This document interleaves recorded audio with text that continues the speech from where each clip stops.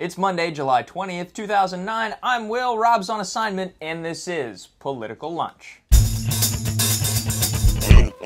Welcome back to the lunch. It's another week. Rob is out on assignment, so I'll start things off solo with something of a return to our roots here at PL.com.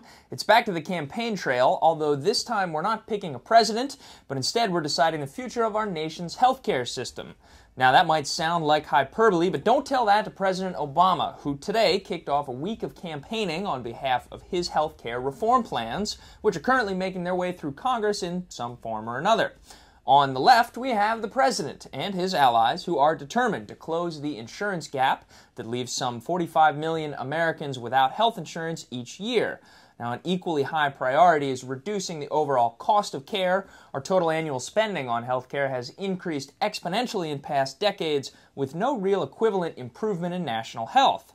And on the right, we have the leadership of the Republican Party, and as soon as we can figure out who exactly that is, we'll let you know.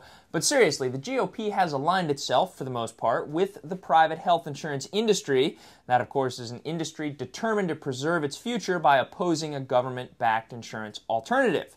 Now, many Republicans in Congress say a national health insurance program would not only bankrupt the taxpayer and the U.S. Treasury, but also that in doing so, it would drive the private health insurance companies out of business, which would effectively reduce patient choice.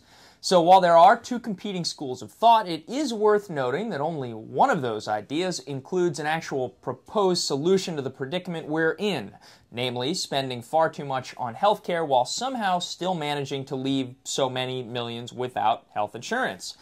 But that little tidbit hasn't apparently weighed on the minds of Joe and Jane Voter, who in the month of June alone decided to reduce their approval of the president's handling of that healthcare question by 8%.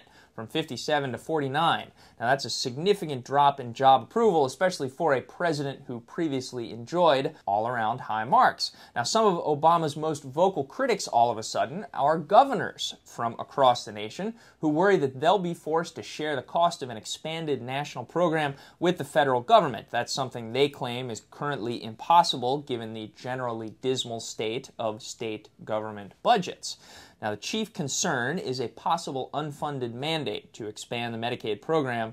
In essence, that means Washington will increase the scope of Medicaid without allocating money with which the states can pay for that new entitlement program. And Republican and Democratic governors alike have been voicing their displeasure with that idea during the National Governors Association meeting, which was held over the weekend in Mississippi.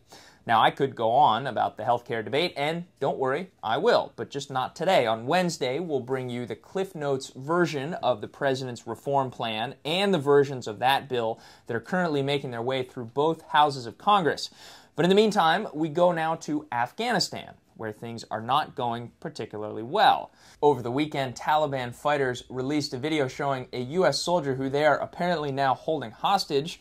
The overall U.S. death toll in Afghanistan this month alone stands at 52. That's the highest since the war started in 2001.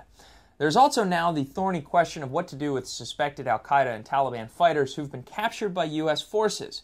Now, a Pentagon review has recommended closing the notorious detention facility at Bagram Air Base. Now, many Afghans associate that with the abuses of detainees during the early years of the war.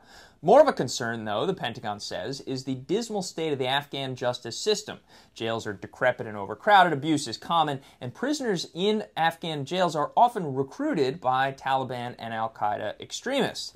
Now, back in January, President Obama ordered a review of the detention, interrogation, and rendition policy for enemy fighters captured in Afghanistan, and these have just been the preliminary findings. At this point, though, it looks likely that the U.S. will be building a new prison complex in Afghanistan where the more dangerous al-Qaeda and Taliban fighters will be kept away from the easy recruits in the Afghan prison system. And while we're busy planning a new prison complex in Afghanistan, the president is now staring down his own deadline to close the military prison at Guantanamo Bay, Cuba. Now, White House officials said today they'll miss the congressional deadline to submit a plan for handling the 200-plus detainees that remain at Gitmo.